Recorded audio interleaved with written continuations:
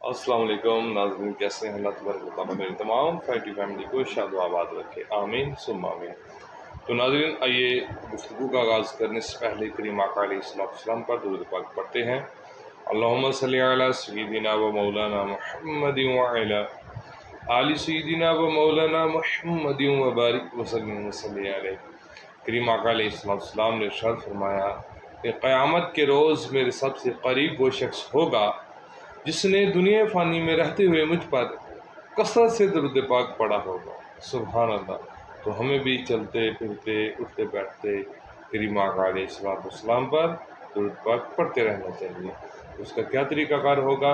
उसका ये तरीक़ाकार होगा कि हमें अगर भूख लगी है या प्यास लगी है तो हम ज़ुबान से ना पानी मांगते हैं ना ज़ुबान से खाना मांगते हैं, लेकिन हम अपने काम में महव होते हैं, अपना काम कर रहे होते हैं, लेकिन हमारे दिल में एक तलब होती है कि मुझे अभी प्यास लगी है, पानी चाहिए, भूख लगी है, मुझे खाना चाहिए।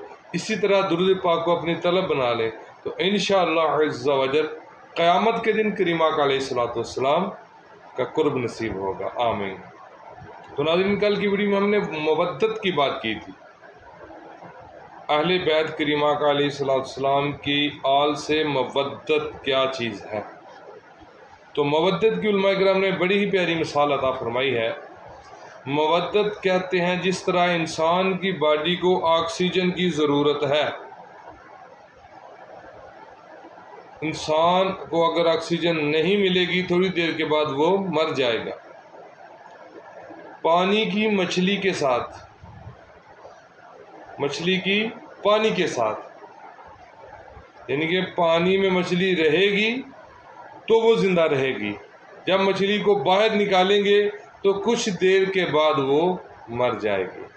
तो ऐसी ही मवद्दत करीम आका अलैहिस्सलाम की आल पाक से हमारी होनी चाहिए। अल्लाह ताला मुझे और आपको करीम आका अलैहिस्सलाम की आल पाक से मवद्दत करने की तौफीक अता फरमाए, बल्कि मवद्दत की तौफीक ही अल्लाह अता फरमा दे, हमें पक्की सच्ची मवद्दत अता फरमा दे, आमीन सुम्मा आमीन या रब्बुल आलमीन। अपने उसको इजाज़त दीजिए। अस्सलामु अलैकुम व रहमतुल्लाहि व बरकातुहू।